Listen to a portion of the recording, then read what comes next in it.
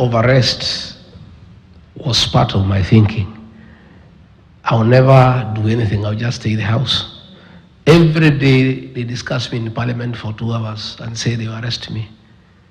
I just move on. Now, regarding Gachagua has been receiving threats from William Ruto's faction. Actually, Ruto mwenyewe amesema kwamba atamaliza Gachagua. Of course, this isn't invitation za kumfanya Gachagua anyamaze. And we saw Kindiki, the deputy president, who was not even elected, who was just given the job, anaguruma, anatishia Gachagua kwamba come back to Kenya and we will arrest you. Now, the most interesting part of this story is that Kenyans themselves, the Gen Zs, have vowed that if at all William Ruto arrest Gachagua, then all Kenyans will actually come out, and of course they will demonstrate demanding justice for Gachagua, release of Gachagua. Now, I think the question I need to pose to you guys: do you really believe that Gachagua can be arrested? I don't believe so. Because if Ruto was to arrest Gachagua, I believe he would have done so long time ago. Because Gachagua amekuwa akitukana Ruto all along, insults nini, majina zote, kasongo, one term. So all this would have already triggered Ruto to arrest Gachagua, but hajawahi try to arrest Gachagua because he knows that he can't do it. And now, you see, what do you think will happen if at all he arrests Gachagua? One thing is that America itampiga vita sana, and they'll see him as a rogue president. The second thing, Ruto will have signed his one-term movement, motion, because Kenyans will not, imagine Gachagua ameshika, because one thing is that Gachagua now is a hero. Na yeye ndo anatetea Kenya. Yeye ndo ana guts to face Ruto, because many people believe that Raila Odinga joined Ruto because Raila was afraid of Ruto. I remember during Uhuru's time, we could see Raila Odinga anasumbua Uhuru ma demonstration all over, but this time round Raila has changed. And of course, Ruto is a lethal leader. And of course, every Kenyan knows that. And the fact that no leader now can face Ruto head on like Gachagua, this means Gachagua the hero now. That's what you see now. The Gen Zs are counting on him. And yesterday he said this. Yes, he said that he's been there for Gen Zs even at their lowest, which is true. Last year, Mandamano, Gachagua was the only leader who was actually on the Gen Z side. But Raila Odinga, we saw Raila Odinga, joining Ruto, of course, and of course forming the broad-based government that of course somehow quelled the Mandamano. Lakini Gachagua alikuwa na Gen Zs. So these factors make Gachagua a very powerful person that Ruto cannot dream of arresting. Just imagine the Ruto has been arresting watu all over. Mtu anaarestiwa without any charges whatever. Wale kina Oswema wamearestiwa nani.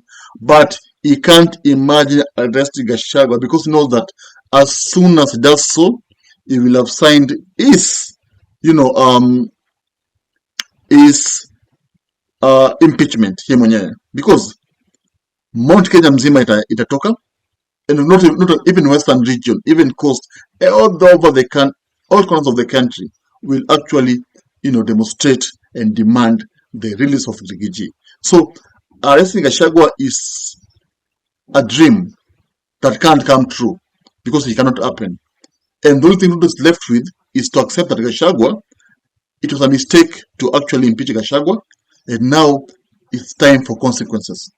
So, even America kuja kuingilia Kenya, Ruto is the person who, as in, he need to blame himself, not Gachagua, because he's the person who, of course, sent weapons to Sudan to help the war.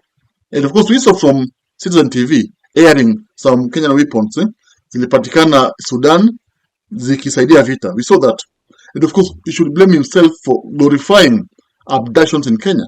And he should blame himself for actually ordering police to shoot the Gen Z protesters. So these are the things he did. And Gachagua never sent him to do it, to do them. So, him exerting his hunger on Gachagua is actually baseless.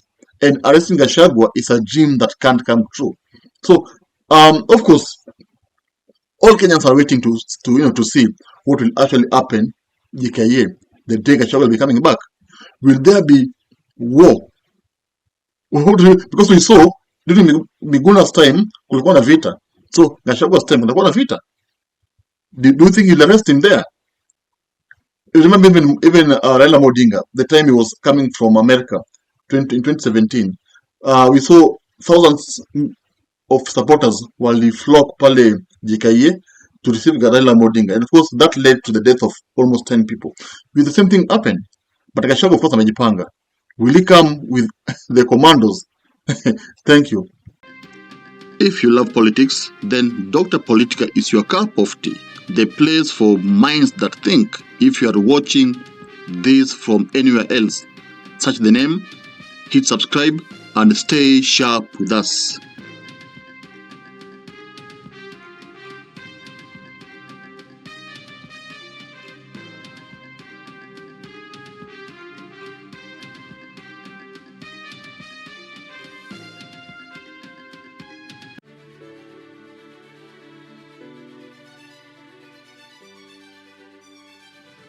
Thank you for making Dota Politica your home for fearless political truth.